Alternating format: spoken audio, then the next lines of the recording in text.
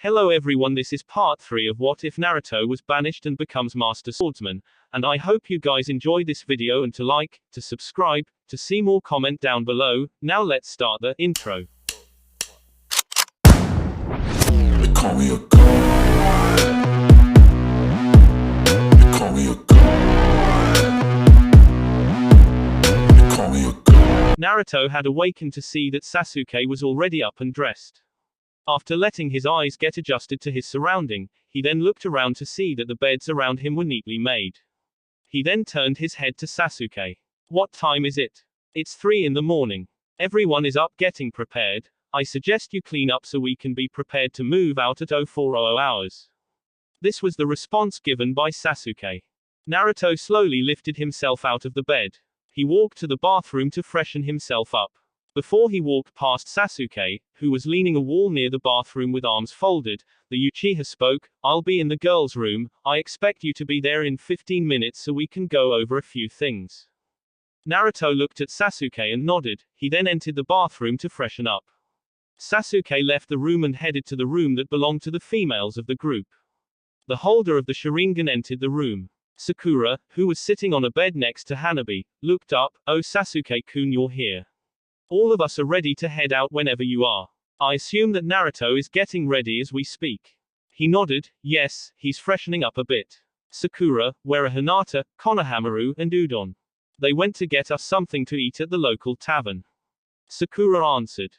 Sasuke went to lean on a wall next to the window. Hanabi was fixing the gloves on her hand. Her Chunin vest was lying neatly on the floor next to her sandals. The said Kunoiki placed her headband on her forehead. She then slipped into her black sandals and put on her vest. Sakura was already fully dressed in the standard Chunin outfit. Just when Sakura got off of the bed to stand up, Hinata, Konohamaru, and Udon walked into the room. Hello Hanabi-chan. Konohamaru greeted the younger Hyuga. She looked at the boy. Hello. She returned the greeting emotionlessly. Sakura looked at Hinata, who was standing next to Konohamaru. So what did you guys get? We got some rice balls and some water from a local shop that was surprisingly open at this hour. Hinata responded. Hinata looked around the room, sensing one person missing from the group. Sakura-san, where is Naruto? Sasuke spoke up. He should be here any minute. Right on cue, Naruto walked into the room sporting a navy blue jacket and pants with blue sandals. His outfit was an exact copy of almost everyone else's excluding the vest. Sasuke wore a black outfit with the Uchiha symbol on the back of his vest. Good morning everyone, Naruto said, greeting everyone in the room. Everyone, with the exception of Hanabi and Sasuke, returned the greeting. Sasuke walked up to the table that was similar to the one in the boys' room. He then laid out the map and ordered everyone to gather around. Sasuke pointed to a marking on the map. Okay, we're here and we need to go there. According to Naruto's intel, we should run into enemy nins about around here. Getting past the nins really isn't the problem is getting across the border undetected. If I were by myself, then it would be no problem to do so, but there is a group of us and we all vary in speed. Sakura, Naruto, and I have the speed necessary to get past undetected. You four on the other hand I'm not so sure about, which is why we're leaving in about 45 minutes. I see. You want us to stay under the cover of the night. Even if we don't have the speed, getting across undetected should be easier. The darkness gives us a great advantage, Hanabi said, understanding Sasuke's intentions. Naruto looked at Hanabi. That's not the only reason why we have the advantage. She gave Naruto a question look. Care to elaborate on what you mean by that not being our only advantage? Sasuke spoke before Naruto could explain. What I think Naruto means is we're at an advantage because we have two Hyugas, whose Byakugan can see in night as if it were day. The enemy doesn't have this advantage, but we do, and it will help us get past the border patrol. That's what you were going to say, right Naruto? Yes, something along those lines.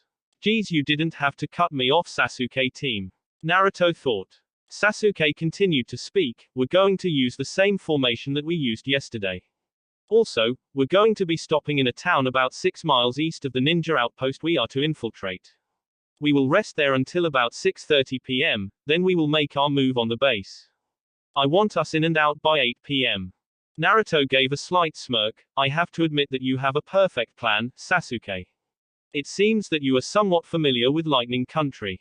Sasuke took his eyes off of the map. I've been there once.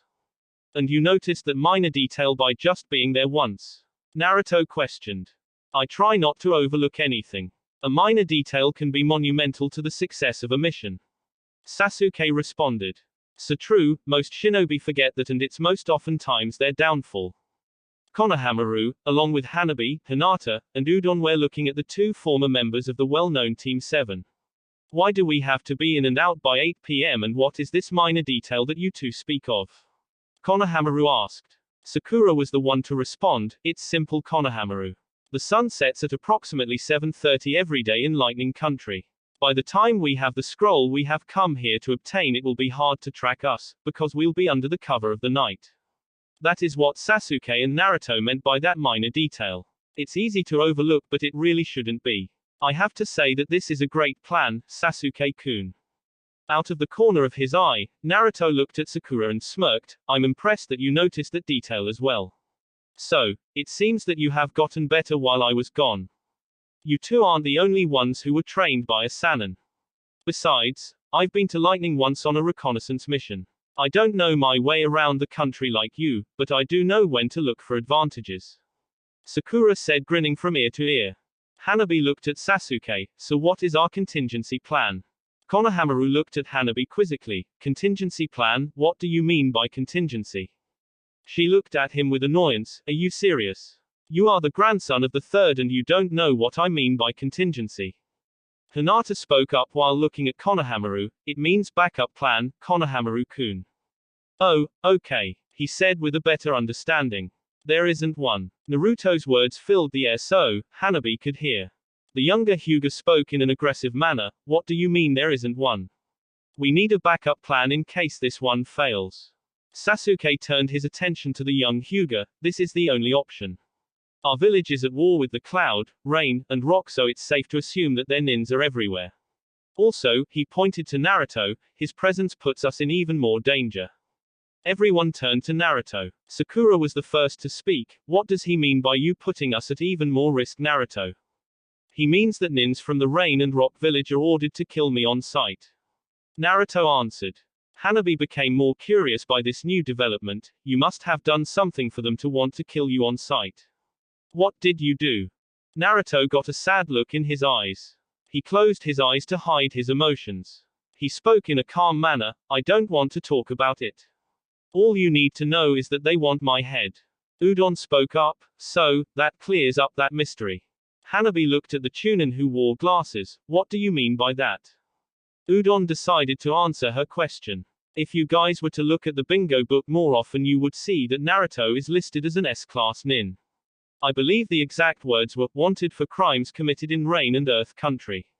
Extremely dangerous, avoid at all costs. Am I right, Sasuke? Yes, Udon, I believe it was along those lines. He looked at Naruto. I could care less why you did what you did. I'm sure you had your reasons, but if I feel that you are a danger to everyone else in this mission, I will dismiss you. I have a 0 casualty rate for teams that I led and I would like to keep it that way. The Uchiha said. Naruto nodded in understanding. Personally, he didn't want to put everyone in danger, but he knew that he would if he was discovered in Lightning Country. They clearly had the advantage and they would send out a large amount of nins to apprehend him. He wasn't really worrying about himself, he knew he would be alright, but his team was a different story. If the enemy got a hold of his teammates, they would use them for leverage to get Naruto. His thoughts were interrupted by Hinata. Naruto-kun isn't the only one that put this mission at risk.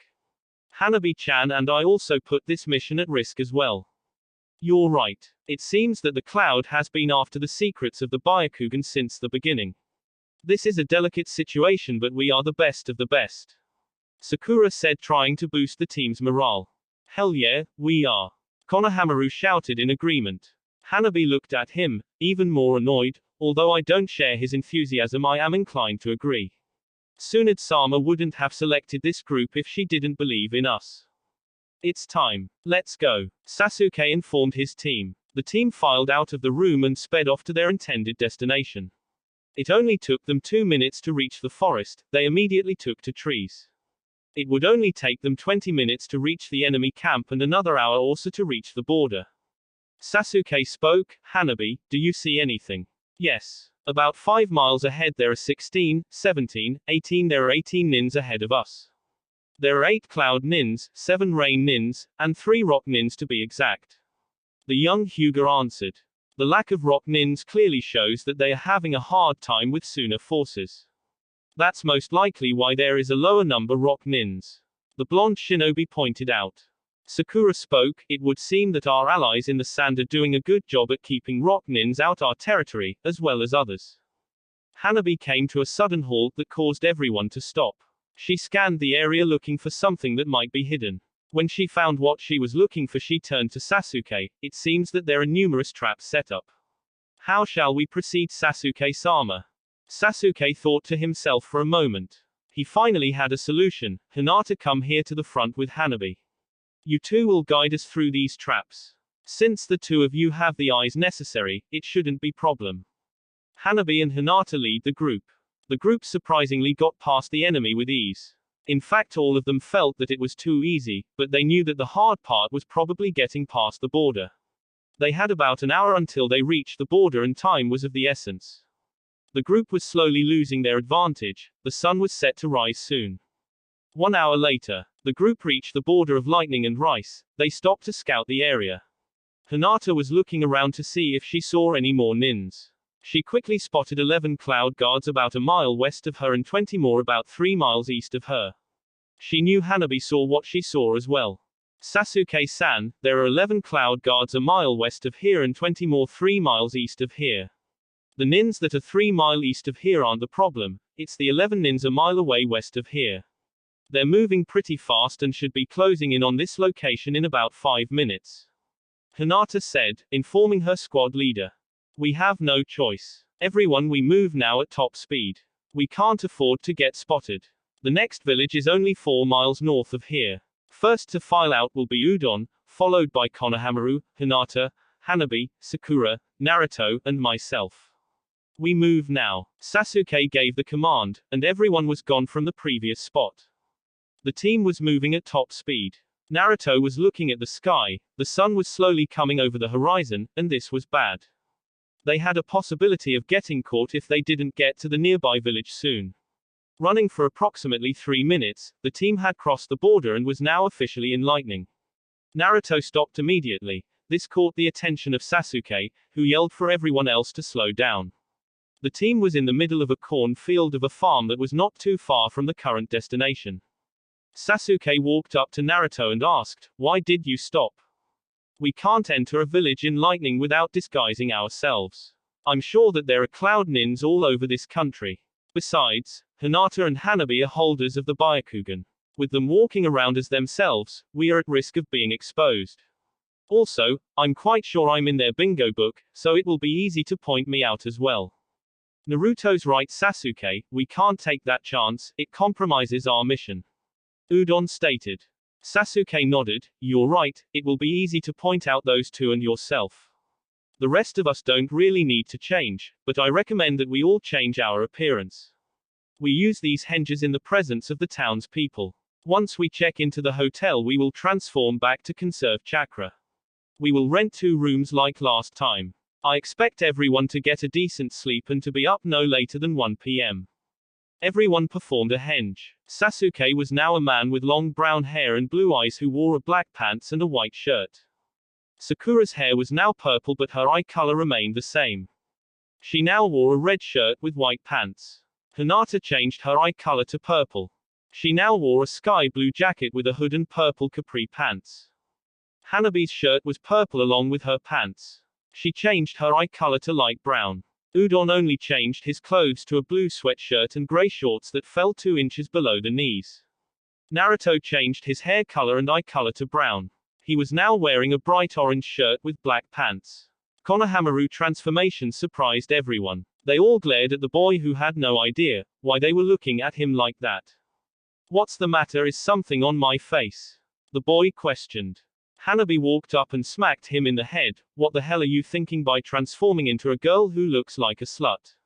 Ugh, you're such an idiot. Actually, Konohamaru might be onto something here. This might work in our favor, after all. Naruto said to the young Hyuga. See Hanabi-chan, Naruto-Nisan doesn't think my transformation is a bad idea. Konohamaru said proudly. What do you mean Naruto-kun? Hinata asked. She suddenly saw that Naruto had a sinister look in his eyes. The last time I saw that look in his eyes, he painted the Hokage monument the next day. I don't like that look. What are you plans, bro? Konohamaru wondered. Naruto, still with the sinister look in his eyes, smiled at the group. Well Hinata, I was thinking we could use Konohamaru to get some information, that's all. Sakura and Sasuke gave Naruto suspicious looks. Is he suggesting what I think he's suggesting? Thought the two former members of Team 7. Sasuke smirked. I have to say Naruto, that this is a great idea. What about you Sakura, do you agree? It's wrong on so many levels, but since Konohamaru had the bright idea of transforming into a female and dressed like that no less, I'd say he deserves what's in store for him. Sakura said with a smirk forming on her face as well. Hinata's eyes widened at to what Naruto was getting at. You can't be serious Naruto-kun. You wouldn't subject Konohamaru to that, would you? It's not my call, but I don't think Sasuke would disagree with me, would you Sasuke?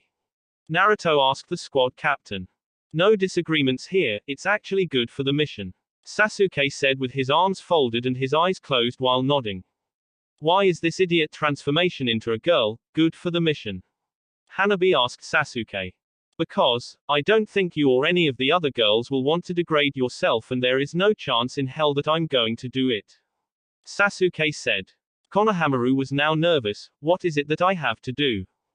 Naruto looked at Konohamaru. Konohamaru, you're going to use the Oiroke no Jutsu for the purpose it was created. I thought it was made for wait a minute, you can be serious Naruto-Nisan. I refuse to do this, you guys can't make me, there is no chance in hell. Konohamaru said with a tone of finality. You're doing this and that's final. If you don't I will have you doing D-ranked missions for the next 2 years. So I ask you, do you refuse or accept to do this? Sasuke asked the transformed Chunin. I'll do it. Konohamaru said in a low grunt. All right, now that that's settled, let's head into town. The main road is over there. Let's go. The team was now walking through the cornfield, to the road that headed to the town. They reached the road in no time and were now on their way to town. The Leaf Squad made it to town around 6 in the morning. The sun was finally out and it was shining brightly. The group checked into the hotel and everyone went to sleep. They had all decided to wake up at 1 p.m. to prepare for the mission that would occur later in the evening. Midday in Konoha. Yumi was walking down the street with Ino. Ino had insisted that she take her out again today since they had a good time yesterday. Yamanaka Ino decided that today would be different. Today would be the day she would get information on Naruto. The only thing she got out of the Yumi yesterday was that he had a frog wallet. Ino decided to invite Yumi to join her and a few others for lunch. The ladies arrived at the local barbecue shack, where they were greeted by a large group. The group consisted of Anko, Kurenai, Guy, Asuma, Tenten, Chuji, Rock Lee, and Ebisu. Ino, followed closely by Yumi, walked up to the group. Hey guys, how's it hanging? Everything is fine, Ino-san, would you and your guest care to join us? Lee offered. Sure, why not? Ino and Yumi sat with the group. Anko looked at Yumi. So, you're Naruto's friend, eh? Yumi nodded in agreement. Yes, I'm Naruto's girlfriend, why do you ask? Just curious, that's all. Anko answered. So we meet again Yumi-san, it is a pleasure as always. The beautiful green beast will voluntarily pay for the meal of your choice. Guy flashed Yumi a smile that caused sweat to form on everyone's head. Anko nudged Guy. Careful Guy, you wouldn't want Naruto to get jealous now, would you? Don't worry about Naruto, he's not the jealous type. Besides, I don't think Guy-san was hitting on me. Yumi answered. Ino spoke. If he isn't the jealous type, then what type of guy is he? Ino asked, hoping to gain insight on what Naruto was up to for the past 6 years. Yumi thought for a minute before answering Ino's question. Well, I would say that he is loyal, sweet, hardworking, selfless and caring. He sounds wonderful from your description, Yumi. The red-eyed Junin stated. Tenten spoke. You also forgot to mention that he is super strong. He even beat Sasuke. Yumi smiled at Tenten. He is strong, but I could care less. To me he's just Naruto. Yumi-san, do you know the location of the lady that gave Naruto his gravity seals? Lee asked. Sorry Lee-san, I don't know. Honestly, I didn't know he had that gravity seal thing until he fought that Sasuke guy. Yumi answered. Lee put his head down in defeat only to have Guy cheer him up. Everyone ignored the two and continued talking. I wondered how Naruto got so strong. Yumi, did he ever tell you where he went when he left the village? Ino asked. Well, he told me he trained with a ninja and that he also trained with a samurai. Why do you want know? Yumi questioned. Just curious, that's all. He beat our future Hokage, just wonder about the training that he underwent. I mean, it had to be something if he beat Sasuke-kun. Ino reasoned, not trying to seem suspicious. Well, you'll have to ask Naruto when he gets back from his mission. I'm sure he'll tell you if you ask him, said the brown-haired girl. That's why I ask you, because there is no way that he will tell any of us. Ino thought. Kurenai spoke up once more. I'm curious, Yumi-san, did Naruto ever tell you about his exploits in Rain and Earth Country?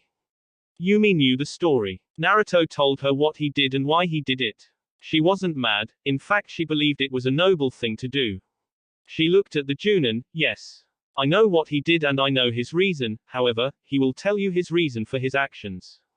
I will not tell you why he did what he did, because it is not my place. Everyone at the table, with the exception of Ebisu, knew what he did. Tenten, Lee, Ino, and Chuji, Anko were in the Anbu, so they knew about what happened. Although Ino didn't believe that he was as good as his reputation had warranted. When they went to retrieve him and he placed a kunai at her neck without her detecting him, she knew that the rumors were true. Tenten now knew for a fact that the rumors were true just by his fight with Sasuke. Kurenai, Asuma, and Guy basically knew about every S-class, A-class, and B-class nin in the bingo book. Even though it wasn't stated in the bingo book, which was odd to them, they made it their business to know why he was listed. Those who didn't know what he did knew that he was feared in those countries. However, there were some that were clueless to what he did, mostly the Chunins and a few Junins, Sakura and Hinata included. Ebisu knew Naruto was feared in those countries but had no idea what he did to be feared. What did he do that caused him to be ranked Class S? You might want to ask the Hokage, that information is restricted. Kakashi stated outside of the window while reading his book. Kurenai eye twitched. How long have you been there, Kakashi? Kakashi folded his book and put it in his pouch. I was here for 5 minutes. But you guys seem to be enjoying yourselves. I didn't want to ruin the moment. Anyway, Ebisu, you probably don't know this info because it's mostly told to field ninjas who usually take high-risk missions. Field ninjas who take high-risk missions have a high chance of running into high-level nins. It is only reasonable that they know what they're up against. That explains why Sakura doesn't know. She spends most of her times at the hospital and she rarely goes on missions. Ino stated. Hinata doesn't know either. I wonder if her opinion of him will change when she finds out. Hinata's former sensei thought. It doesn't matter. Everyone who doesn't know will find out soon enough. Anyway, I'm off, I have a mission, you guys have a nice day. Kakashi waved at everyone. He walked away from the window. Guy decided to change the subject. Yumi-san, how do you like Konoha? The village is okay. I have received some glares from the villagers, but I guess that's because of Naruto's situation. Yumi replied. I wonder if she's referring to the fox or, because he defeated Sasuke in combat. Guy thought to himself. Yeah, I guess, I mean when you beat the villagers, precious, Uchiha, you're bound to receive hate. Chuji said. Tenten looked at Chuji, first Shikamaru, now you too. What do you guys have against Sasuke? Chuji's steely gaze focused on Tenten. He's a traitor to this village, you would do good to remember that. He's going to be Hokage, Chuji, we all know that a Hokage fights to protect the village and even sacrifice their life if necessary. Ino said in Tenten's defense. He may be Hokage, but to me he will always be traitor. As a Leaf Nin, it is my duty to follow the orders of the Hokage, but that doesn't mean I have to respect the Hokage. I'm not hungry anymore, I think I'll go for a walk. I will see you guys later. Chuji placed his money on the table to pay his bill, then walked out of the restaurant. Asuma sighed. He then pulled out a cigarette to smoke. Anko looked at Chuji retreating form. I wonder why he and most of the guys that graduated in his year don't like Sasuke. Was it because he was more popular? Lee answered her question, I think it has something to do with the mission to retrieve Sasuke, Anko-san. Most of us were hurt badly trying to retrieve Sasuke. Chuji and Neji almost lost their lives, while Kiba, Akamaru, Shikamaru, and I were badly injured. I don't think that caused them to resent Sasuke, it has to do with Naruto-kun's exile. Most of us felt it was wrong that Naruto was blamed for the failed mission, but more mad at the fact that Sasuke was welcomed back with open arms. I don't hate anybody, it's not in my youthful nature, but what Chuji-san says is true. He is a traitor and the village holds him on a pedestal. It's unfair and wrong. Quote. Anko shrugged, whatever, you guys might dislike him, but you will have to listen to him when he's the leader of this village. Lee stood up, you're right, excuse me everyone, but I have to train. You guys enjoy your meal. Goodbye Yumi-san, I hope we meet again. Lee bowed then walked off. Yumi was thinking about a certain blonde-haired ninja and smiled, Naruto-kun, please come back soon. 1 p.m. Village in lightning. Everyone was awake and gathered in the room that belonged to the guys. Sasuke was going over the plan. Okay, remember we're to leave this location at 1800 hours. I want to arrive at the ninja outpost no later than 1900. Like I said in Rice, we are to be in and out within an hour. Sasuke looked at Konohamaru and flashed him a smirk. Since you have volunteered your services, your job will be to get some info. I'm quite sure that there is a ninja that you can promise a good time and lure back here. Sasuke then turned his attention to Naruto. Naruto, I want you to scout the area by the base. Also take Hanabi with you, I think she could be beneficial to this reconnaissance assignment. Hanabi was about to protest but was cut off by Sasuke, that is final Hanabi. I don't care if you don't like Naruto, the only thing I care about is if you get the information that is needed. Why can't Hinata go? The girl asked. I want her, Udon, and Sakura to scout the town, was the answer Sasuke had given. Everyone here has an assignment, what do you plan to do? Naruto directed his question at the last Uchiha. Sasuke answered, I'm going to watch over Konohamaru. When he succeeds I will gather info from whatever nin he brings back. But if he is to fail then it's not a big deal. Naruto spoke, I guess not. Hanabi and I are the fail-safe plan. Even if Konohamaru fails, we still will know the area and the ninja outpost pretty well. Okay, everyone let's head out. Everyone headed out and to their intended locations. 20 minutes later near the outpost. Naruto and Hanabi were scouting around the area. Both were looking for around the base. Hanabi studied Naruto for a minute. What Sasuke said earlier about him had her wondering. Can I ask you something, Naruto? The blonde looked at the girl, okay, I guess so. What did you do in Earth and Rain country that was so bad? Asked the Hyuga. Naruto looked at the girl for a second then turned away, I said that I don't want to talk about it so, drop it. Let's finish this mission so we can get back to the hotel. If you would Hanabi, please scan the building. Hanabi was mad that he didn't tell her but she complied and scanned the building. She looked at Naruto, there are a total of 30 guards in the tower. There are 20 Cloud, 6 Rain, and 4 Rock Nins. The ninja outpost has 3 floors and the scroll is heavily guarded. Let's go, I will brief you more when I inform the others. Both shinobi blurred out of existence. Konohamaru had convinced a young Rock Nin to come back with him to his room. He had promised the Rock Nin a good time. When he and the Rock Nin entered the room, the Rock Nin was quickly disabled by Sasuke. The Rock Nin looked at Sasuke then back at Konohamaru. What the hell is going on? The Rock Nin asked. Konohamaru dropped the henge and changed back to himself. The Nin was shocked at what he saw. He turned to Sasuke to see that he had activated the Sharingan.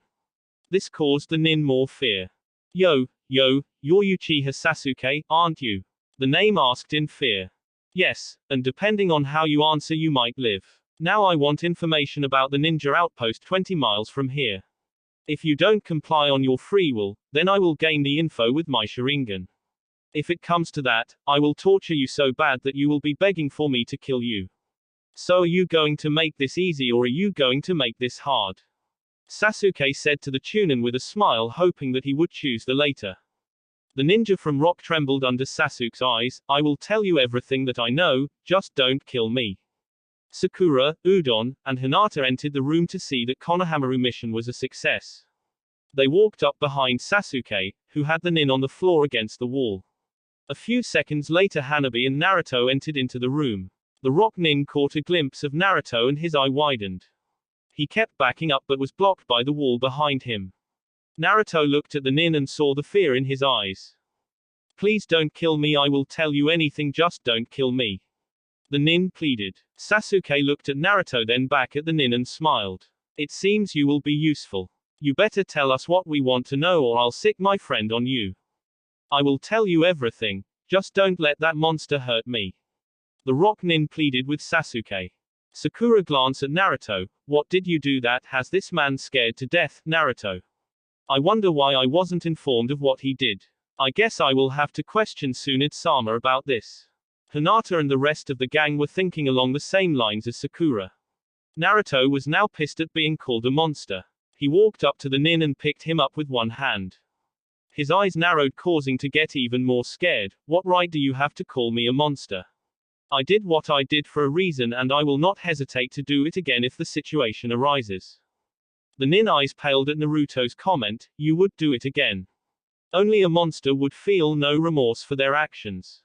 That may be true, but like I said I won't hesitate if the situation arises again. Naruto dropped the nin to ground. Sasuke walked back up to the nin to gather answers. Give us info on the base. Sasuke demanded. Okay. There are 3 floors.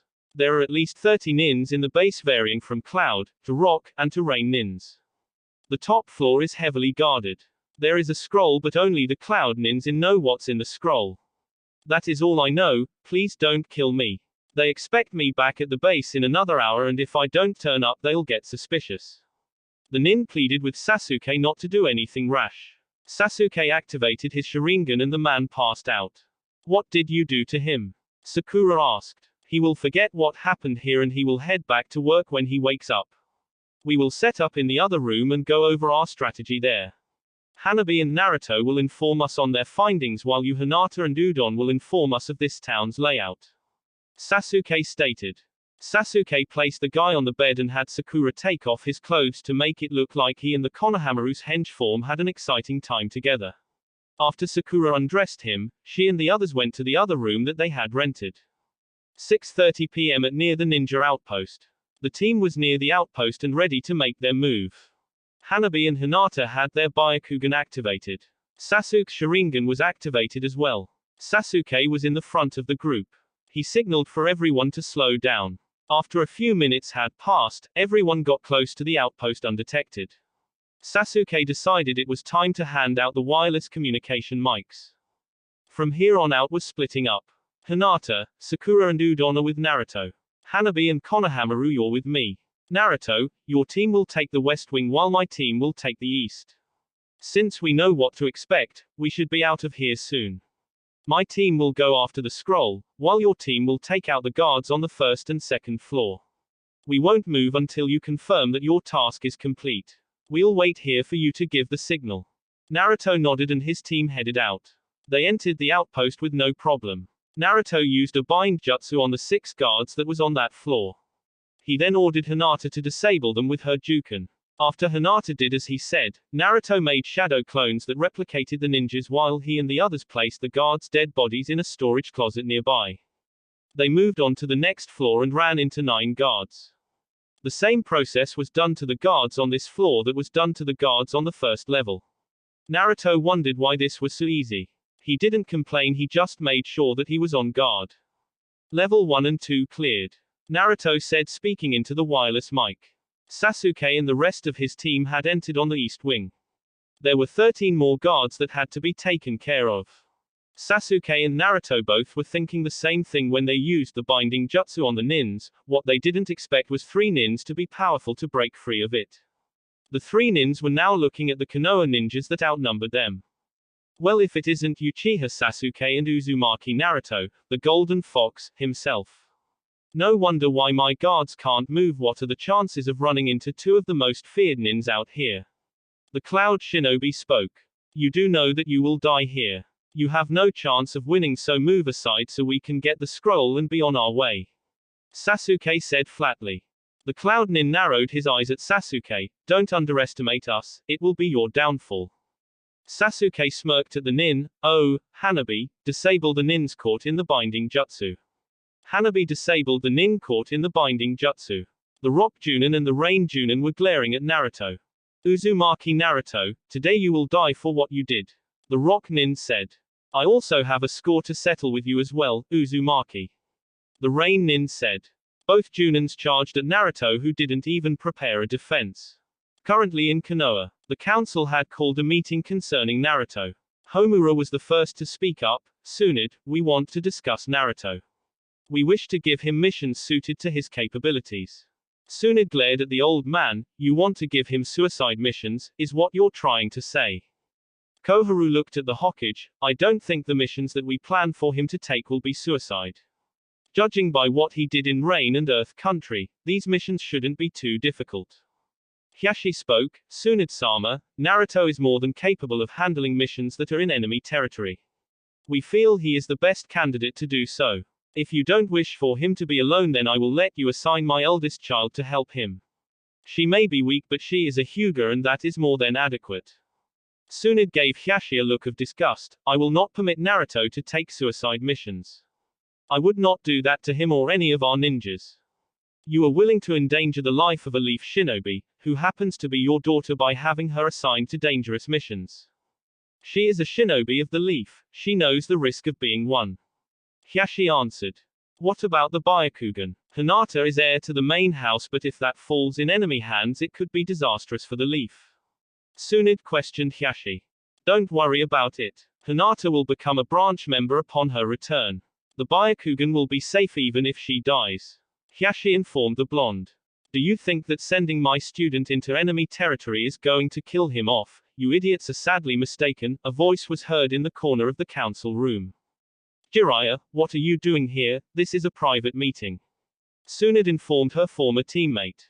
Jiraiya came out of the shadows. A council who would exile the son of the village's greatest hero is dirt, but he turned to face the Hyuga. A man that is willing to send his daughter off to her death because she is deemed weak doesn't deserve to call himself a man.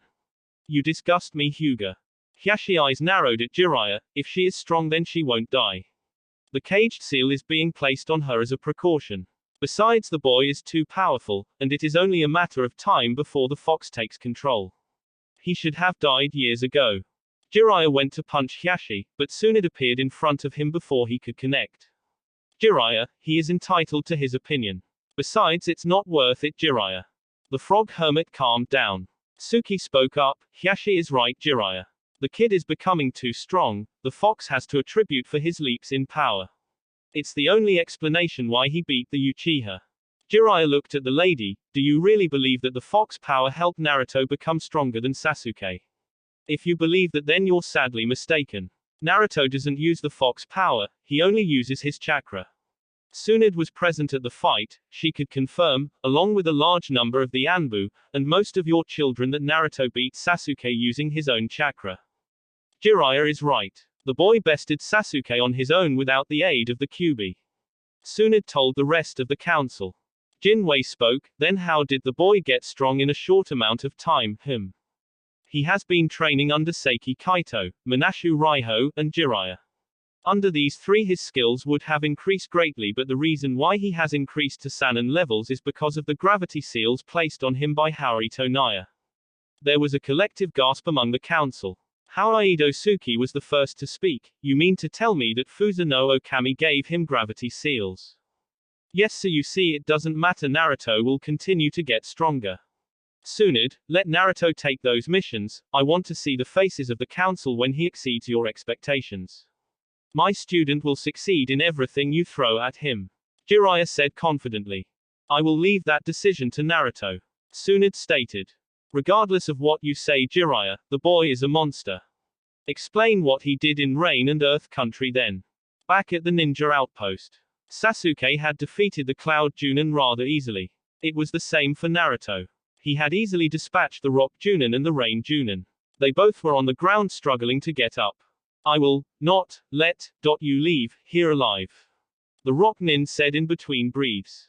Neither will I, you had no right, no right. The Junin from the Rain said before charging at Naruto. Naruto dodged the punch that was aimed for his head and countered with a punch to the shinobi's gut. The punch caused him to fall at Naruto's feet. Naruto looked down at the shinobi from the rain. You say I had no right to do what I did. But what gave your nins the right to do what they did? We have a different viewpoint on what's right and what's wrong, so in your eyes and in the eyes of many what I did was wrong. I don't care what you think, I did what I did and it cannot be changed. Accept it and deal with it. Back in Konoha, right and wrong is in the eye of the beholder. You all may believe what he did was wrong, but if you don't know his reason then you shouldn't judge. Jiraiya stated in his student's defense. Inuzuka soon looked at Jiraiya. Jiraiya-sama, what his reason for slaughtering a platoon that consisted of 120 Rain Nin in their own country? Back at the outpost, the group, with the exception of Sasuke, was startled to find out that Naruto had murdered 120 Rain Nins. They couldn't believe what the Rain Nin said. This was Naruto that he was talking about. Naruto had his eyes focused on the man at his feet. I have my reasons. What was your shinobi reasons for doing what they did? The Rock Nin saw that Naruto was to focus on the Rain Nin. Now was his chance. When he went to attack, Naruto looked up to see him coming at him. The Nin never made contact. Sasuke sent the Nin into a wall with kick to the jaw.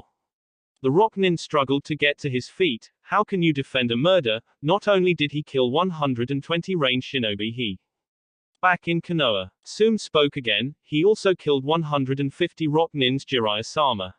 He did this a couple days after he slaughtered the Rain Nins. What is the justification for that? Outpost. Naruto answered, it was necessary. The Nin narrowed his eyes at the ninja, who answered with no emotion in his voice. Sasuke looked at the ninja he had kicked. What does it matter? Your comrades are dead and there is nothing you can do to bring them back. Instead of worrying about your fallen comrades, you should focus on getting out of here alive, which at the moment is not likely to happen.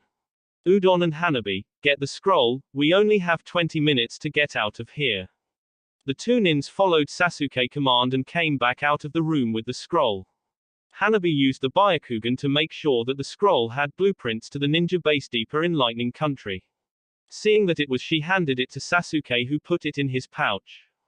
The Rain Nin spoke, my brother was among the ninja that died that day.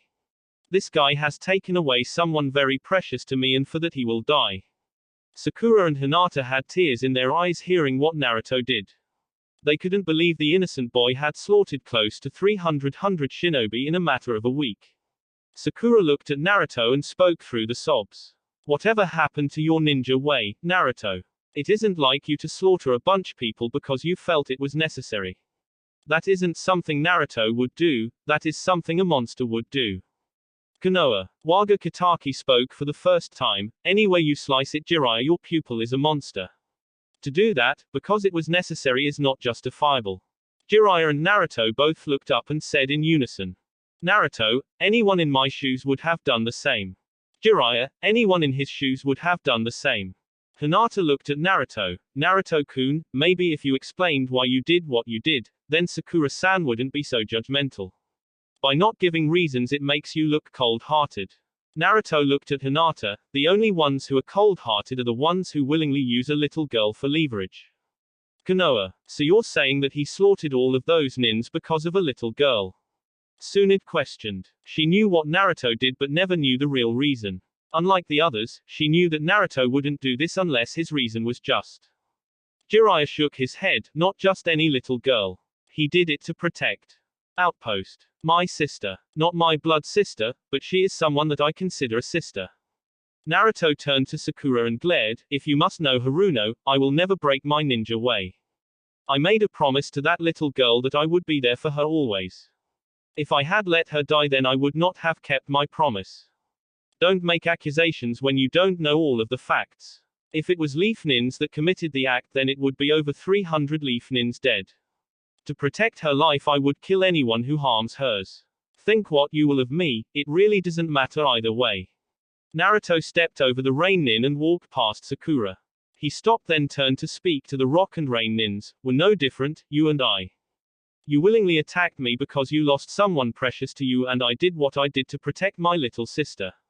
Our compassion for those we hold in our hearts will drive us to do what we feel is necessary to protect them or their name.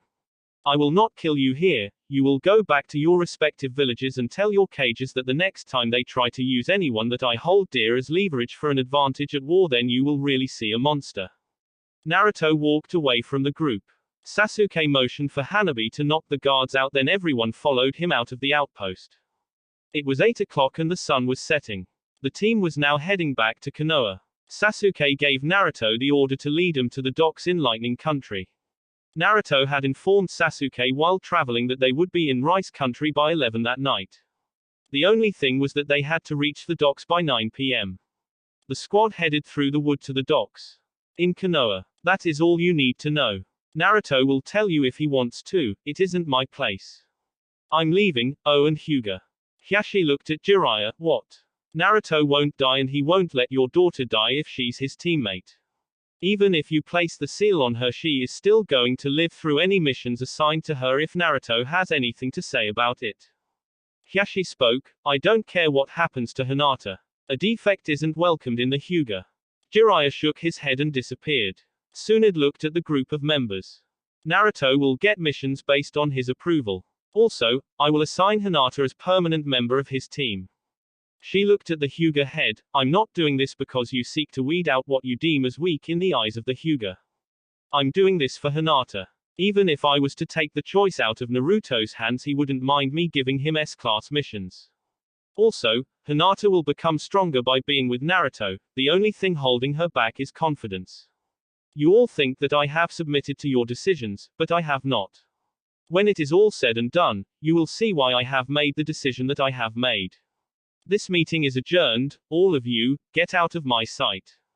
Tsunade had left the meeting and headed to her office. When she got there, Jiraiya was sitting on the couch. She walked up to her desk and rubbed her temples. Want some sake? He walked up and sat in the chair next to her. I thought you would never ask. The docks 45 minutes later. Naruto and the gang had yet to speak to each other.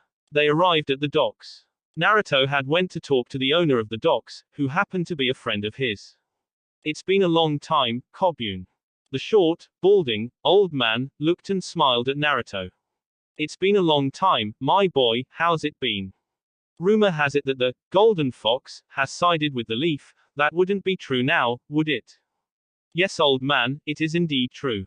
More importantly, can you get us on the boat heading to Rice Country tonight? The old man looked at Naruto. No, not without payment, of course. Naruto sighed. He knew he was going to have to pay the old man. Naruto reached inside his jacket. Here, this is Ica Ica Paradise, Make Out Tactics Volume 8. This book has been personally signed by Jiraiya himself. If you can get us on the boat. The old man went to grab the book, but Naruto raised his hand to avoid the man's hand from grabbing the book. This book is yours. The old man's eyes illustrated his happiness. Consider it a deal. Just give me that book and head to Port 14. Tell Kokai that I said to let you on, and consider this his way of paying me back. I wish you good luck, Naruto, but I have to go to the to my office to straighten out a few things. Sweat formed on the back of everyone's head. Sakura looked at the old man, walk away, and thought, are all men perverted bastards? Inner Sakura chimed in, if I see Kakashi-sensei with that book when I get back, I'm going to kick his ass, Shanaro. Naruto motioned everyone to follow him to the port. Naruto informed the captain of what the old man said. The captain let him on the boat without hesitation. Naruto and the others were sitting in the cargo area of the ship, when Hinata was the first to speak. Naruto-kun, I would like to know more about your sister, if you wish to tell us, that is. Hinata said in a low voice. Naruto looked at Hinata and smiled. Her name is Manashu Hayami and she is 8 years old. Hokage's office. The girl that was kidnapped was Ryahu's daughter. The Hokage asked Jiraiya. Yes, it seems that the Rain and the Rock combined forces to get the girl. I think their plan was to use the girl so Raiho could train their soldiers in the Heavenly Sword style. Jiraiya answered. Tsunade leant back in her chair. So they had planned on using the girl so her father would train their soldiers. They had planned to attack us all this time. If Naruto didn't step in, I think Raiho would have trained them. Family means more to him than his style. Even if it was unintentional, Naruto did this village another service. Back on the ship. You trained under a samurai, Naruto-kun? Hinata asked. Yes, I did. It's part of the reason that I'm good with a sword. Naruto answered proudly. Sasuke was quite the whole time trying to figure out why Naruto would go so far for a little girl. He didn't understand it, he couldn't comprehend why. Sasuke looked up at the blue-eyed ninja and simply said, "Why?" Naruto looked at Sasuke. He studied Sasuke to find what Sasuke meant by that question. Naruto understood what Sasuke was asking. Why did I kill all of those men, for one little girl? I thought I told you at the outpost. She is someone that I hold dear in my heart. If she or anyone that I cared about was in danger, I would do all that I can to protect them. You're still not telling us the other reason, Naruto. What is it? Sasuke asked. Naruto looked at the sky and smiled. She's the reason why I'm not a monster.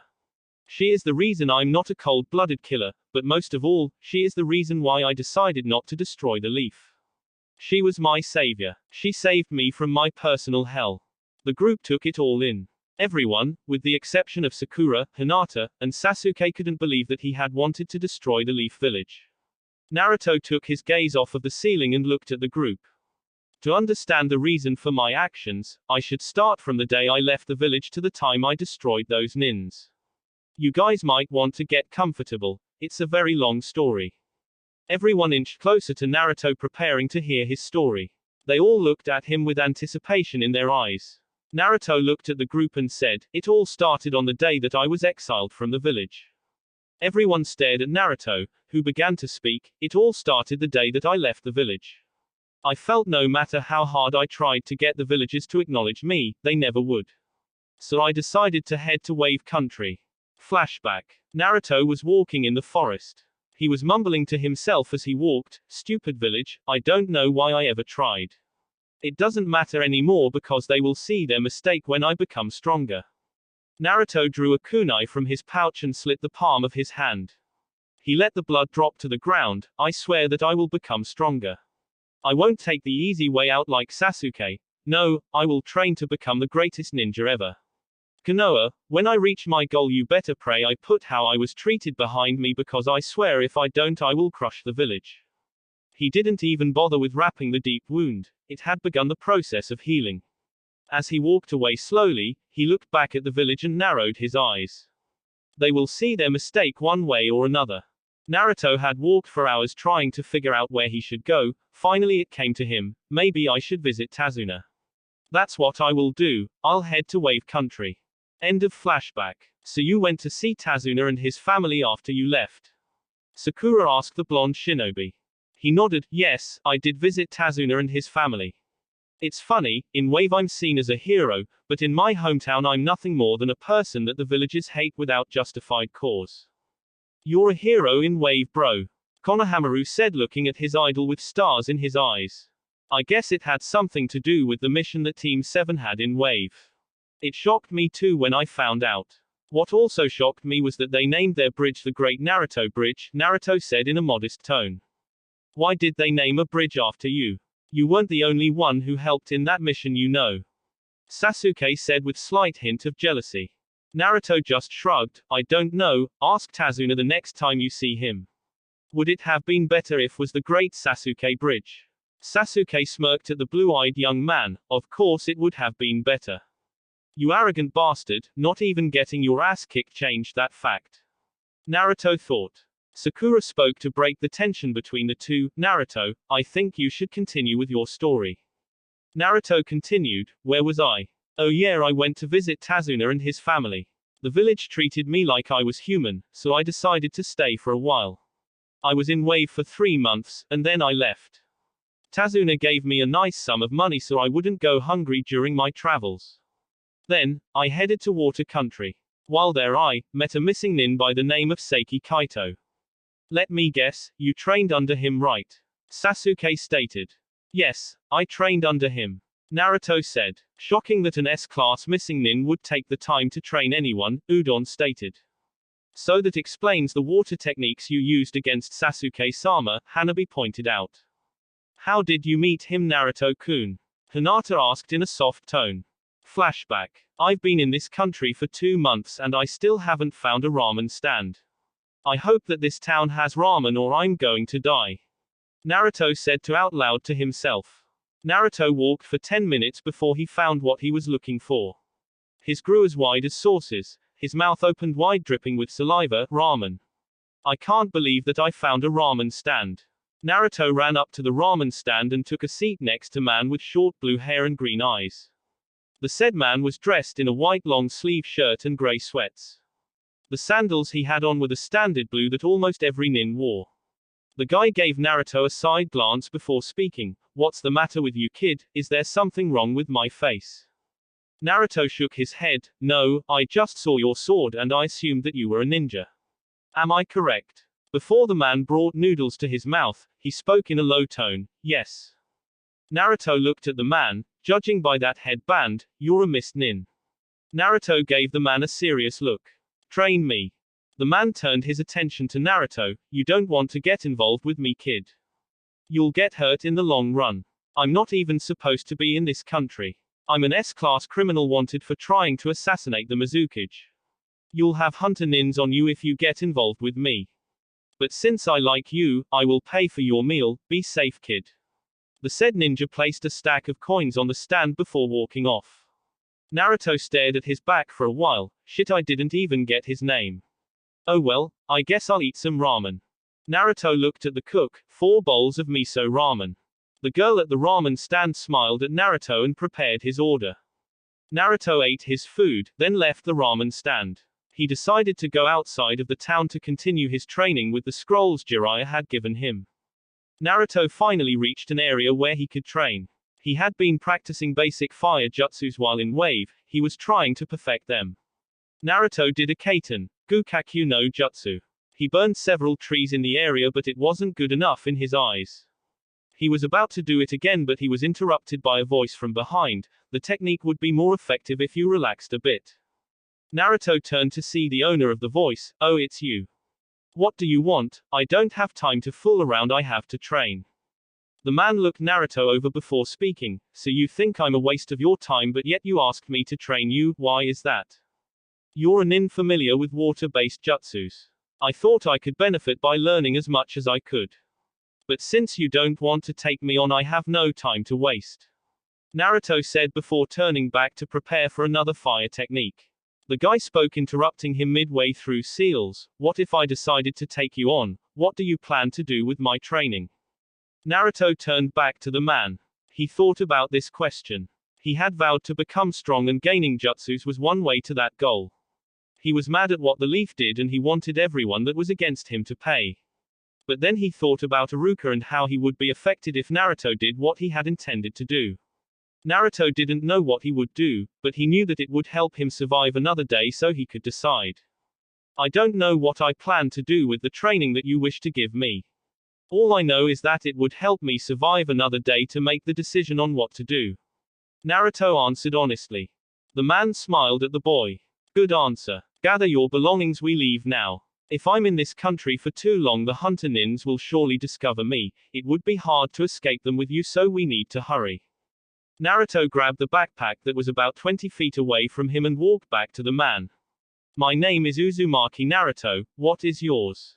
The man looked at the young boy and smiled. My name is Seiki Kaito. Naruto and the man walked out of the forest and headed off into the distance without another word said between them. End of flashback. So that's how you met Seiki Kaito, Sakura stated rhetorically. That's how we met. I found out that he was a member of the Mist 7 Swordsman about a week later. Naruto informed the group. So bro, what did you learn while you trained under him? Konohamaru asked, showing interest in Naruto's training. Naruto spoke to answer the third's grandson's question. Well, he trained me how to use a sword, showed me some water jutsus and we did missions together. He actually started calling me the Golden Fox. He said that the way I tricked enemies and the whisker marks on my face reminded him of a fox.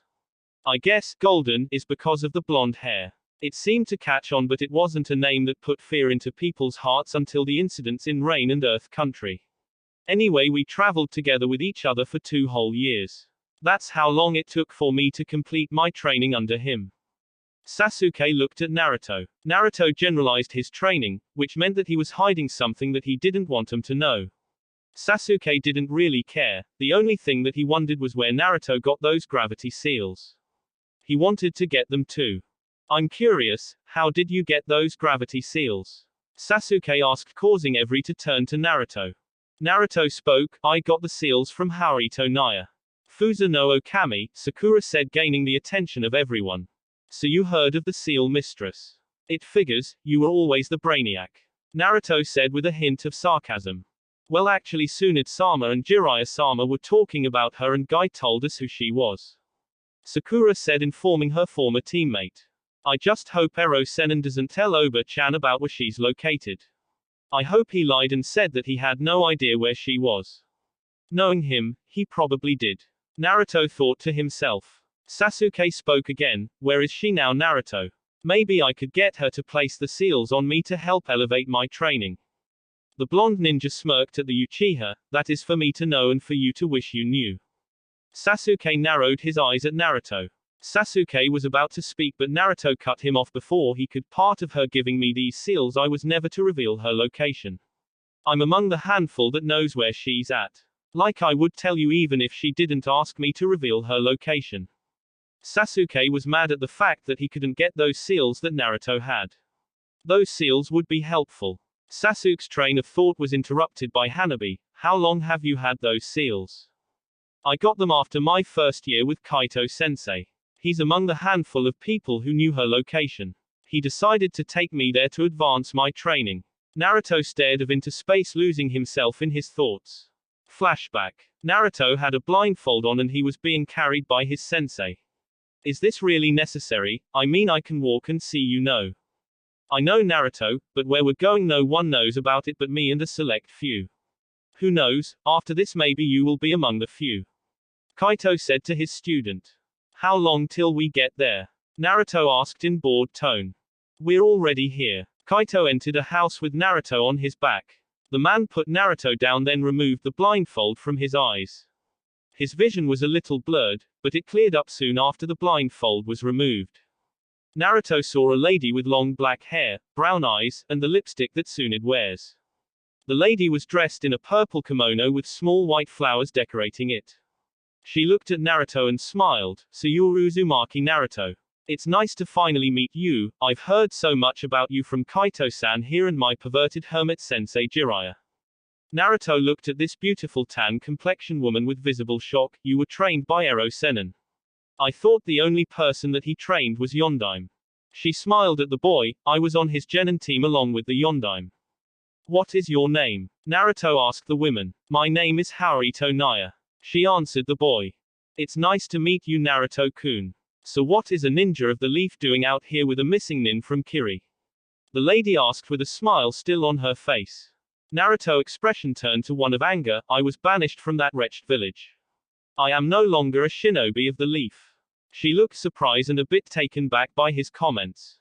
She was mad at the fact that her former teammate, who sacrificed his only son, for the sake of the village, did not have his last wish come true. Granted, she wasn't in the village at the time Jiraiya had informed her of Minato's death and had told her Minato's last words. She had offered to take the boy in, but Jiraiya had also informed her that Minato wanted Naruto to grow up in the leaf. Yondaime seemed to believe that his son would be looked at as a hero. Now she knew his decision was proven wrong. She couldn't help but feel sorry for the young man in front of her. Naruto, why did they banish you from the village? Knowing the answer, since Jiraiya told her days after he was banished. Jiraiya also informed her that the boy had no idea about his heritage. That made her angrier, but she knew that it was for the best, seeing as her teammate had numerous enemies. Naruto clenched his fists at the question, but he answered nonetheless. I was on mission to retrieve Uchiha Sasuke, one of my former teammates. We fought at the Valley of the End and I held back my attack, because if it had hit him, he would have died. He fled to a village to gain power from the man who killed the Sandaime. So your friend went to Orochimaru, I presume. Well, Naruto, you should put the past behind you and move on. She smiled at the younger man. Naruto wore a serious expression. I will not put the past behind me. It has made strong and it will continue to do so. The hate, the betrayal, the rejection, the loneliness are the ingredients that will make me into a great ninja. Konoha will regret that they blamed me for something that was out of my control. She just looked at the boy. She knew if his father was here he would be ashamed to hear his son, but then again he would probably be more ashamed of the village that he sacrificed himself for if he learned how they treated his son. Well, Naruto, you shouldn't attack Konoha. If you do, then you would be the monster that's sealed inside of you. Naruto eyes widened. You know about the Kyuubi, but how? Who do you think helped with your friend being sealed inside your stomach? Phew, that was close, Naya thought. Naruto narrowed his eyes. So you helped him place this wretched curse upon me. Naruto closed his eyes as he looked down. He opened them, while looking at the ground, only to have a sad expression on his face. Why? Why was I chosen to bear this curse? I didn't ask for this. What made the fourth choose me out of 100 other kids in the village? She gave him a look that indicated she felt sorry for him. Naruto, I don't know why you were selected. You see, I only helped design the seal, which took about 2 months to do. Yondaime came to me and asked me to help him with a seal to stop the Kyuubi. He came to me about 4 months prior with a prototype that he designed. The Kyuubi was rampaging land southwest of Kicker Island. It was estimated that it would take him about 4 months to reach Konoha. The seal was designed as last resort. It took us a lot of sleepless nights to design the seal, but we did it. After spending 2 months here, he headed back to Konoha. All I know after that is that he sealed the beast inside of you. I was informed of this by Jiraiya-sensei. There was a long silence. Kaito walked up and placed a hand on Naruto. I don't know why he chose you, Naruto. All I know is that he wouldn't have chose you if he didn't think you could handle it. Whatever, why are we here, Kaito-sensei? Naruto asked. I think you're going to love this, Naruto, because this will make you stronger. Naya, if you will. The nin from the mist said to the black-hair woman. She looked at Naruto and started to explain. Okay, Naruto, you were brought here today because your sensei asked me to place gravity seals on you. Before you ask, let me explain. Gravity seals are seals that are placed on the body by someone who is good with seals, such as myself. The purpose of these seals is to make you stronger. They will do so by increasing the gravity on your body. While everyone is walking around in normal gravity field, you on the other hand will be walking in a gravity field slightly higher than normal. Naruto looked at her with a confused expression. She sighed, trying to figure a better way to explain. Think of them as body weights, but 100 times better. When you increase weights you move slower. The same principle applies with gravity seals. However, taking weights in the midst of combat is impossible to do, but with gravity seals it's easier because all you need to do is have a hand seal or hand seals formatted to the seals. Also, gravity seals yields results faster than weights. I understand. So you're saying I can increase the seal with a hand sign if I wished? Naruto asked with visible interest. Yes, but you can also release them with a hand sign. So Naruto, do you want them or do I have to find another way to repay you, teacher? She asked the boy. Okay, fine, let's do it. This will be very beneficial. Naruto said with a smile on his face. 20 minutes had passed and Naruto was lying on a table with a towel covering his private area. There were purple seal marks painted all over his body. Naya did a few handle seals. She then placed the glowing index and middle finger of her right hand on Naruto's chest. When her 2 fingers made contact, all of the seals started to glow bright purple. Naruto felt his whole body get slightly heavier than it was before. He looked at his body to see the seals had stopped glowing purple. Soon after the glow they were gone completely. He looked at her. The seals are gone but my body still feels heavy. Why? The seals only faded to match your skin color. They aren't gone, just invisible. When you deactivate the seals they will reappear again only to fade once more. No one will know you have the gravity seals until you confront them in battle. She explained to Kaito's student. Okay, so what are the hand seals to deactivate and activate the seals? I placed my index finger and my middle finger on your chest. That is the seals, but you are to cross your arms in an X shape then release the seals. The same process is used to activate them. Now to increase the gravity of the seals all you have to do is think about the increase while you forming the seals. Right now you at X1 the normal gravity or level 1 whatever you prefer to call it. It's going to take a while to get used to it but I recommend that you don't elevate your level until you can move freely in X1 like you can in normal gravity. Naya informed him. An hour later Naruto and Seiki was at the door preparing to leave. Naya smiled at Naruto. Naruto, since I have given you that seal, you have to give me your word that you will not tell anyone of this location. I do not wish to be found by anyone. So do I have your word? Naruto nodded. You have my word, no one will know of this location. How can I trust your word? She asked. I never go back on my word, that is my nindo. Naruto told the lady. She smiled at the boy. Thank you, Naruto. If you need anything else, just come to me, but make sure you're not followed. Naruto and Kaito left the house and headed out. They sped off into the darkness of the night. End of flashback. Naruto-kun, Naruto-kun, Naruto-kun, Hinata said, trying to snap him out of his daze. Oh, Hinata, I'm sorry, I must have zoned out there. Where was I again? Naruto asked the leaf nins gathered around him. Oh, I was telling you all about how he took me to get my gravity seals. Well, anyway, I followed him for another year after that. My training with him was done and we both parted ways. I decided that I had to learn how to fend for myself and make it on my own. I headed to Sea Country after doing solo missions for a month. When I arrived in Sea Country, I spent 2 days there in a hotel. While walking down the street, I ran into a man who looked to be a swordsman. He insulted the design of my sword and said that I probably had no skill, so I challenged him to a duel. Hanabi spoke before anyone could, so what happened next? I challenged him and I lost. But it was to be expected when the person you lose to is Manashu Raiho. Naruto stated. So why did he train you if you lost to him? Sasuke asked. He said he saw something in my form that he hadn't seen in a long time. He offered to train me and I accepted. Naruto said. What happened while you were training with him, bro? Konohamaru asked with excitement in his voice. I won't tell them everything about the training, they really don't need to know about it, Naruto thought. We introduced ourselves, then he decided to introduce me to his clan. Flashback. Naruto, I'm taking you to meet my clan. I think you're going to like my family. There are a lot of young girls in the village that will take a liking to you, I'm sure.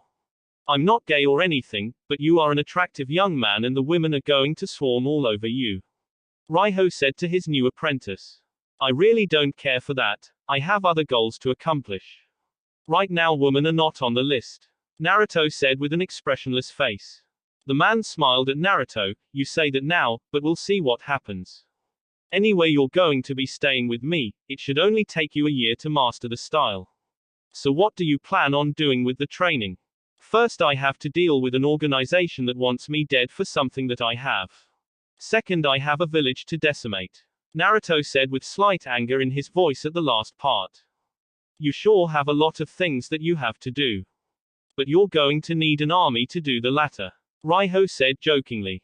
I won't need an army, I'm going to do it myself. For the crimes that they have committed against me, they will suffer. First, I'm going to deal with Akatsuki, next I'm going to Sound and I'm going to kick Uchiha Sasuke's ass and drag him back to Konoha, only to show the villagers a true monster. Naruto said to Raiho in a serious manner. Well, I hope you don't follow through on your revenge. A man must have honor, where is the honor in destroying a village because you were mistreated? Rise above it and show them that you're better. The samurai master said, hoping that his words would get through. Whatever, but the Leaf Village will fall regardless of what you say. Over the last 2 years my hate and disgust for that village has grown. I told myself if I had learned to put it behind me, then I would not show them what a monster truly is. But since I haven't, and as it stands now, the village will be destroyed. Naruto said, making the man next to him shake his head. The two had finally reached the top of the long stairs. When they finally got to the top, a large estate was sitting at the top. Naruto took in the beautiful scenery. He saw a pond to his right and an assorted arrangement of followers all over. In his mind, the mansion easily fit 300 or more, he wasn't sure. Naruto, you will be staying here with me and my family for a year. You will live in my section of the mansion with my wife, my daughter and myself. Come, let me show you the house. Raiho walked forward, motioned Naruto to follow. They both entered the mansion. The mansion had an old traditional feel to Naruto, but it was definitely classy. Raiho led Naruto to the section that his wife and daughter lived. When they entered the area, the little girl ran up to her father. Father, you're back. Did you bring me the candy that you promised? He scooped up the little girl. I'm sorry honey, but I didn't get you any candy. Oh, where are my manners, Naruto? I would like you to meet my daughter Hayami. Naruto nodded instead, saying hello. The little gave Naruto a cheeky smile. Raiho's wife also walked up to the group. Raiho pointed to his wife. This is my lovely wife Kaori. Kaori extended her hand to Naruto. It's nice to meet you, Naruto. Well, if you will excuse me, I have things to do. The lady with nice flowing lavender hair and green eyes walked past Naruto, Raiho and Hayami and headed out of her family's section of the mansion. Raiho put his daughter on his neck and motioned Naruto to follow. They left Raiho's section and walked further into the mansion. They finally arrived at a dojo on the east wing of the mansion.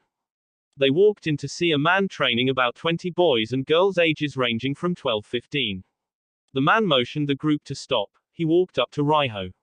The man, with long black hair in a ponytail and eyes to match, was wearing a blue robe with a white tunic. He looked to be no more than 20. The said man had bowed before Raiho.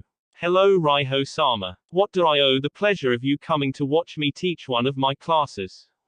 I'm just giving my newest apprentice a tour. Shinji, meet Uzumaki Naruto. Uzumaki Naruto, meet Manashu Shinji, my nephew. The head of the Manashu clan introduced the two. Both men nodded to each other in acknowledgement. Shinji spoke. Raiho-sama, I don't mean to be rude, but I was showing my students an advanced form of our style. It would be impossible to get them to concentrate and do well while under the eyes of the clan head. Raiho nodded in agreement. I understand. I wasn't planning to stay long anyway. I just wanted to show Naruto the dojo and also inform you of the meeting taking place later on tonight. Thank you Raiho-sama, I will be at the meeting. Shinji bowed to his uncle and walked back to his class. Raiho and Naruto walked out of the dojo with Hayami still on her father's shoulder. Naruto, he took Hayami off of his neck. Can you watch her for a minute? I have business to take care of. I'm sure Hayami will be glad to show you the rest of the mansion, right Hayami? She nodded vigorously. Yes father, I would. Good. Later guys. He walked away from the two, disappearing into the distance. Naruto turned and walked away from the girl. She ran to his side. Hey, Naruto-Nisan, where are you going? Father asked me to take you on a tour. Don't you want to see the rest of this place? No, Naruto said, silencing the girl. She looked down, then looked back up at him as if a thought just occurred to her. I know Naruto-Nisan, do you want to play with me? We can play samurai together. Do you want to? No, aren't there kids your age in this mansion or this village that you can play with for that matter? Naruto didn't even look down at the girl when he replied. The girl looked down at the ground. Sadness was visible in her eyes. My cousins say I'm too slow to play with them and the kids in the village treat me the same. Nobody wants to be my friend. Naruto stopped and looked at the girl. She looked at him, waiting for him to speak. Life is cruel, deal with it. I can tour the rest of this place by myself. Naruto said before leaving the girl all alone. End of flashback. So what happened during your time there? Sasuke asked out of interest. I trained, of course. I learned more about using a sword than I ever thought possible. Naruto answered. Naruto-kun, can you tell us more about Hayami and how she helped you? Hinata asked her crush. Naruto nodded to Hinata and continued with his tale. Flashback. 6 months passed since Naruto arrived at the Manashu clan compound. Naruto ignored most of Raiho's nieces and other female relatives' attempts at him. He also ignored the village's females' advances. Naruto was going to a store in town to get some ramen. As he was walking down the street, he saw some kids Hayami's age teasing her. Hayami is a loser. Purple-haired freak. Bookworm nerd. Hayami started crying as the kids continued to tease her. Cry baby, Hayami is cry baby. One of the boys teasing her pushed her on the ground. He went to kick her but found that something was holding him a few inches above the ground. Hayami looked up through her tears, elevating her voice out of joy. Naruto-Nisan. The kid looked back to see who had him captive. He saw a teen about his sister's age holding him with a serious look on his face. Their attention was broken when a teen and a couple of her friends walked onto the scene. The girl waved at Naruto, who glanced at her. Hello Naruto-kun. The girl said with emphasis on the kun. The girl recognized Naruto was holding her brother in his hands. What did my brother do, Naruto-kun? Naruto threw the kid at her feet. He was picking on that little girl. If I see him picking on her again, he won't get off so easy. I apologize for his actions. So what do you got to say for yourself, young man? The girl said with an angry look on her face. The boy and his friends looked at Hayami, were sorry. Naruto turned his back on the crowd and continued with his business. Hayami saw Naruto walking away and ran up to him. Thank you for saving me, Naruto-Nisan. Where are you going? Can I come along? She asked with a pleading look in her eyes. Naruto looked at the girl for a moment. She's just like me in a sense.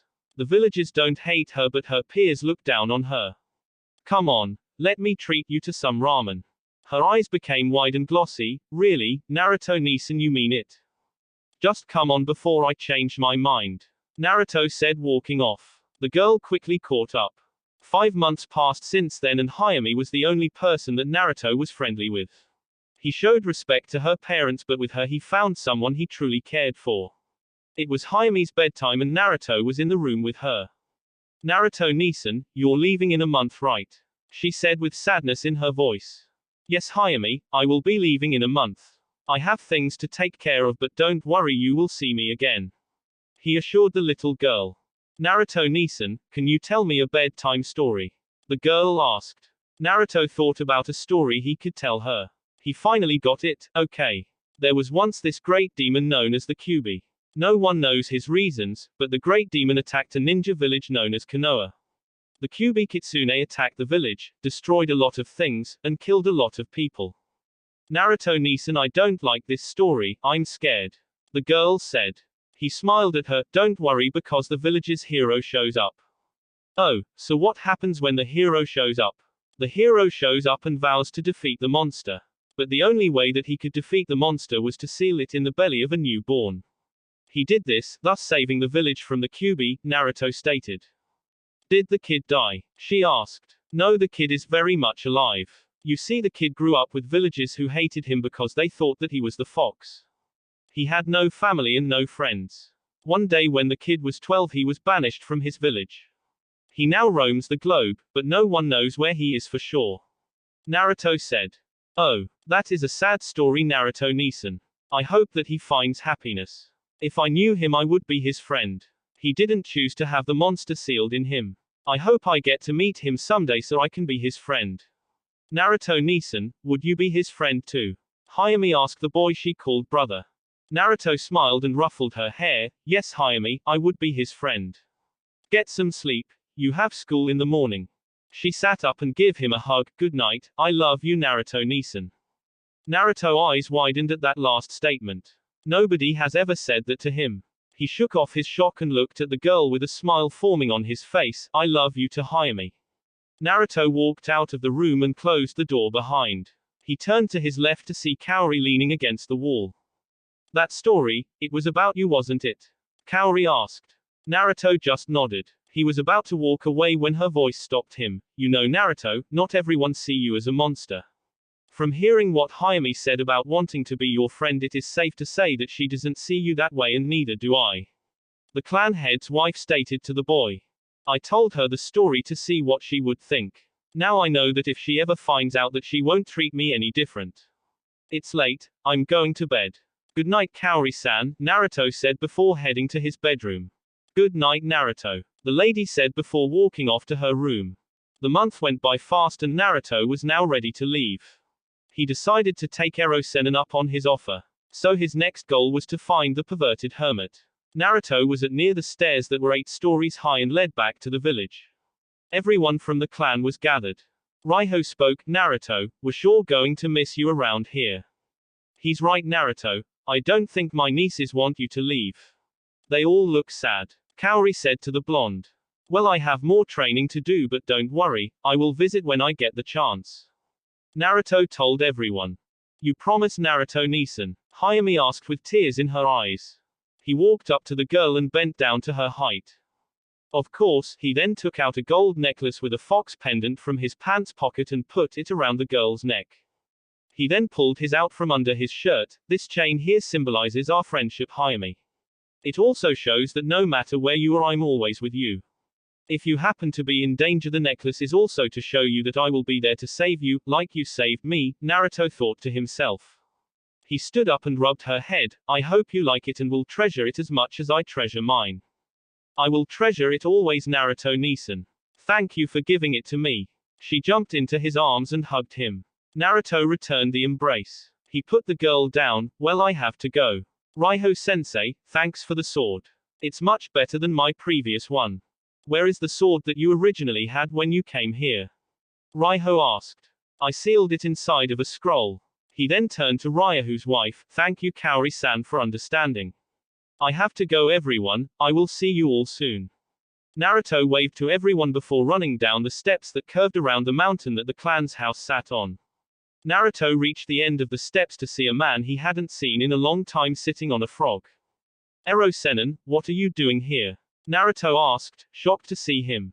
I'm here to see if you are going to accept the offer I gave you 3 years ago. Jiraiya informed the blonde shinobi. I was actually about to come look for you. Well, no matter, let's go. Lead the way, Ero-sennin. Naruto said. End of flashback. I trained with Jiraiya for a year, then I left him to wander around. Not entirely true, I did defeat 3 Akatsuki members, but they don't need to know that. Maybe I should tell them, it would definitely make Sasuke jealous with envy. Nah, they don't need to know how strong I have truly become just yet. Naruto thought. So Naruto-kun, how and when did you meet Yumi? Hinata asked. Flashback. A year had passed since the Akatsuki had fallen. Naruto had engaged 3 members at separate times. The easiest of the 3 was by Hoshu, who was a rain nin. Naruto won that fight with little effort. The next fight was against Kazuya Aang, who was anything but easy. He fought Aang 2 months after his battle with Hoshu.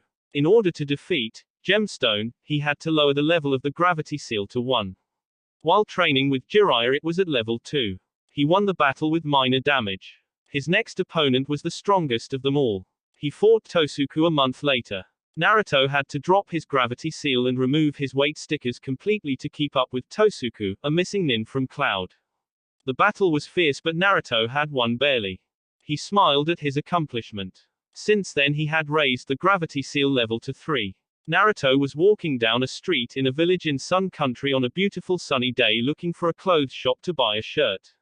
He walked past an alley and saw about 3 guys harassing a girl who was about his age. Naruto decided to help. He beat the guys up and chased them off. He then helped the girl up and she introduced herself. Hi, I'm Yumi. You are? Naruto, it's nice to meet you, Yumi-san. Naruto said to the girl. It's nice to meet you. You saved me from those guys. If you hadn't come along, they probably would have raped me. She was revolted by that thought. She broke herself from her thought and looked back at the blonde. As token of my appreciation, I would like to cook you dinner if that's okay. Okay. Naruto followed the girl to her house. She invited him and introduced him to her mother. She told her mother all about what happened. Naruto stayed and at dinner with the ladies and was about to leave when they offered he stay the night. He declined at first, but they kept insisting, so he caved and decided to stay. A day turned into a week and week turned into 2 months. Naruto was living with them. During this time he and Yumi had started dating. Naruto and Yumi were walking in the village holding hands. Naruto had offered to take her out to eat a local outdoor restaurant. They took their seats and ordered their food. Naruto noticed that there were some nins from Rain talking amongst each other. He decided to eavesdrop. I wonder if that samurai Raiho will comply. If he doesn't, then his daughter is going to die. The Rain nin said. It's good that Aramekage and Iwatsuchikage has come to an alliance. If Raiho trained both of our soldiers in his sword style, then we would be a very powerful ninja village. The other nin said. Naruto clenched his teeth at what he heard. He stood up from the table. Yumi, I'm sorry, but something has come up. I have to leave ASAP. She frowned at him, then nodded. Okay, let's go. It took Naruto and Yumi 10 minutes to get to her house. He wasted no time throwing some clothes in his backpack. Yumi wondered why he was in a rush. Naruto, what's the rush? You just came back from a 4-day mission yesterday. Why are you leaving so soon? I heard that my little sister was just kidnapped. I'm going to Sea Country to see my sensei. Naruto said while throwing clothes in his backpack. The young man known as the Golden Fox finished packing his bag. He walked up to Yumi. Don't worry, I'm coming back. I don't know how long I will be gone, but I will be back. She gave him a hug. Naruto broke the hug and ran out of the door. His destination, Sea Country. Please hire me, be safe, was the thought that ran through his head. End of flashback. So you immediately took off to see country. Why not confront the nins in town about the information? Hanabi said to the QB container. That seems logical, but they already stated that she was still alive. I needed to go to see Raiho-sensei and find out more about the kidnapping. Naruto explained his reason to the younger Hyuga. Flashback. Naruto had arrived in Sea 2 days later. He went straight to the manor. He was informed that Raiho and the council were in the conference room. Naruto burst through the doors, causing everyone to turn their head and jump slightly. When everyone saw him, they looked at him with sad eyes, knowing why he was there. Naruto didn't pay attention to the others. He immediately looked at Raiho. Where is she? He demanded.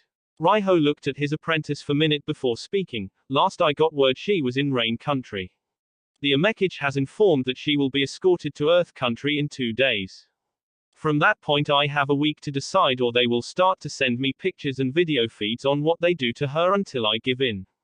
So what, are just going to sit on your ass and do nothing? The anger was clear in his voice. He looked down for a split second before looking back at Naruto. Yes, I'm going to train their soldiers. I'm sorry, but family is more important than some technique or fighting style. Don't look at me like that, Naruto. I know the consequences and what will come of this.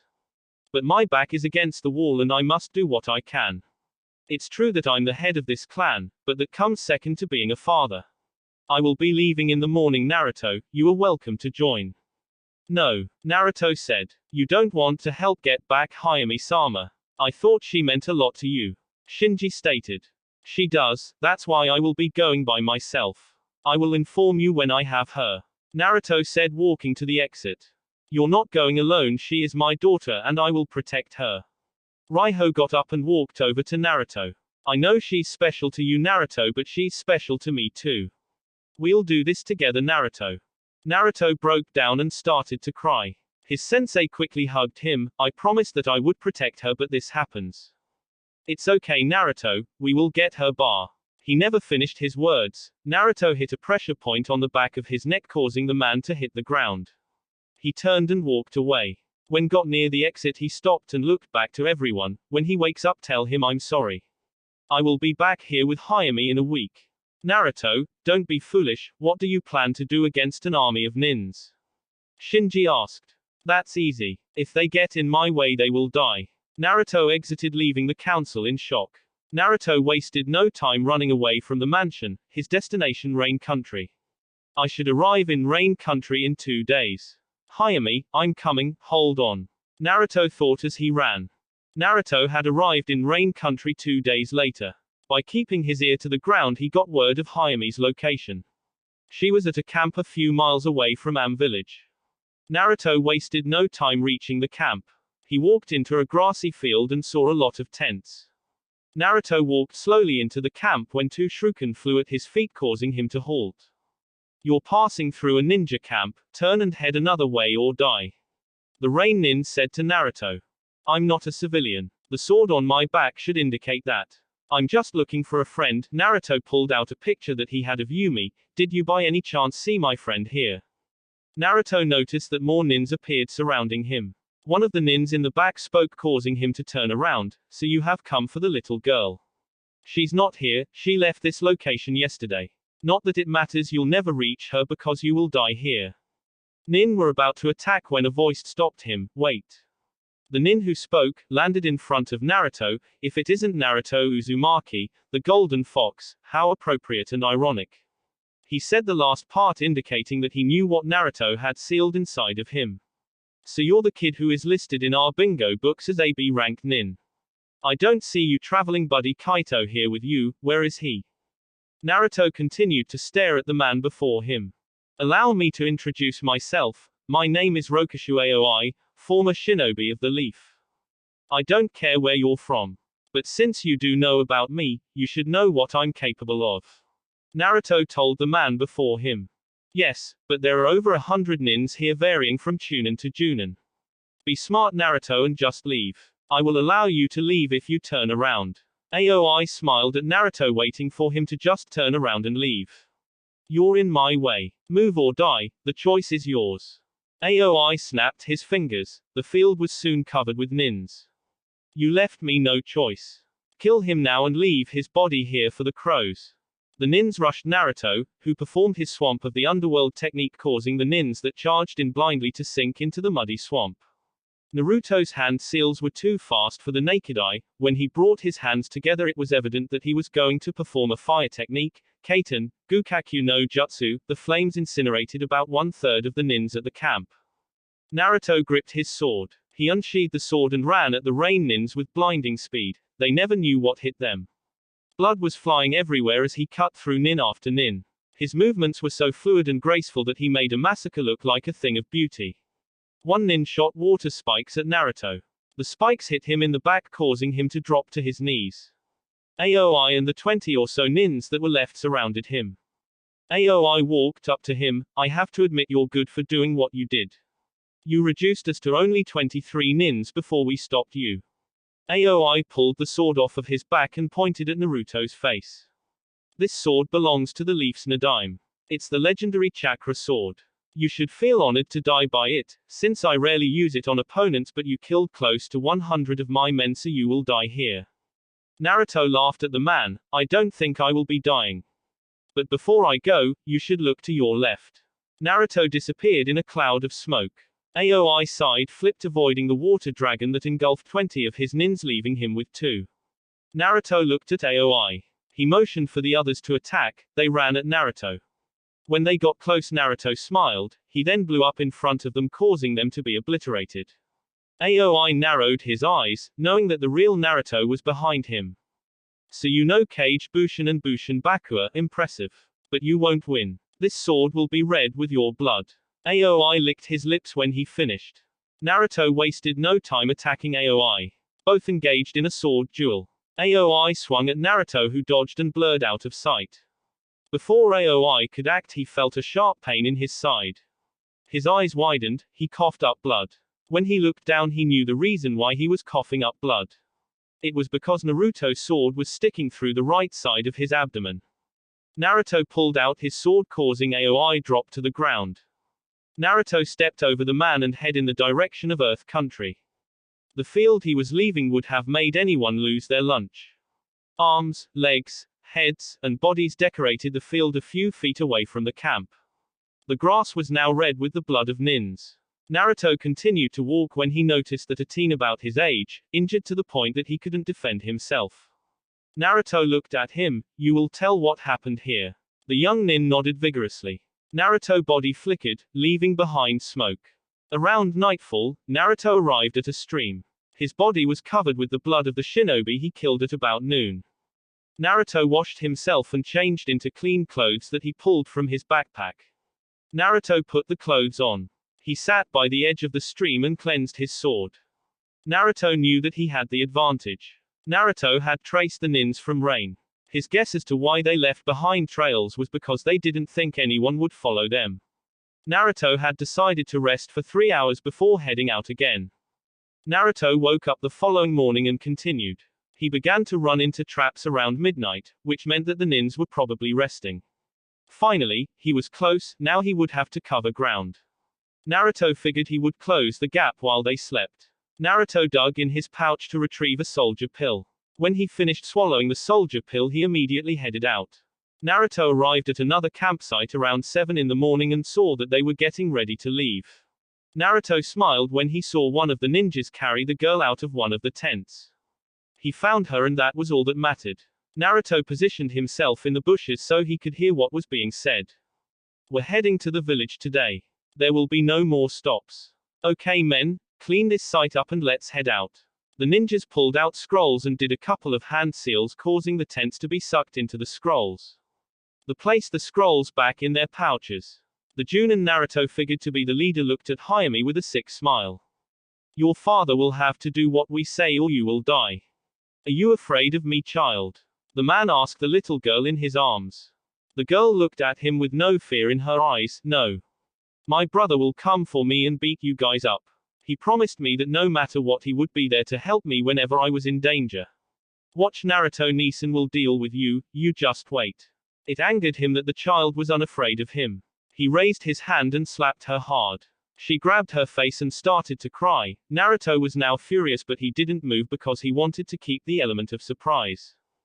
The rock nin gave a grin of satisfaction. Your friend will not be saving you, girl. He lied to you. The sad reality is that you're going to die if your father doesn't comply. Do you know who will have the pleasure of killing you? Me, and you will die a slow and painful death. The leader of the rock nins felt something behind him.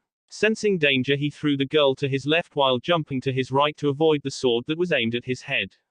Naruto landed, then jumped next to Hayami. He knew that the nin would release the girl to save his own life. Naruto smirked at the nin. She's not going to die, not today anyway. The girl looked up to see the boy who promised to protect her. Her mouth opened up in a wide grin of happiness. Naruto-Nisan, you came. Of course, I never go back on my word. Naruto smiled at the girl. Naruto bent down to the girl's height. I am proud of you, Hayami. You were brave, now let me deal with them. Naruto raised his glowing hand by her heart. He then touched the girl, causing her to pass out. He then formed hand seals, causing a barrier to form over her. Once the squared purple barrier had encased her, Naruto's smile turned into an evil glare as he turned to the leader. You all will die at my hands. Naruto unsheathed his sword. He got into a stance and continued to glare at the nins. All of you are going to witness why the Manashu clan is revered among the greatest when it comes to kenjutsus. Since you would go as far as kidnap an innocent girl to learn a few techniques, I will show you one. Get ready because school is about to begin.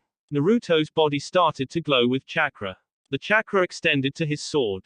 Naruto vanished, then suddenly appeared behind a nin he slashed.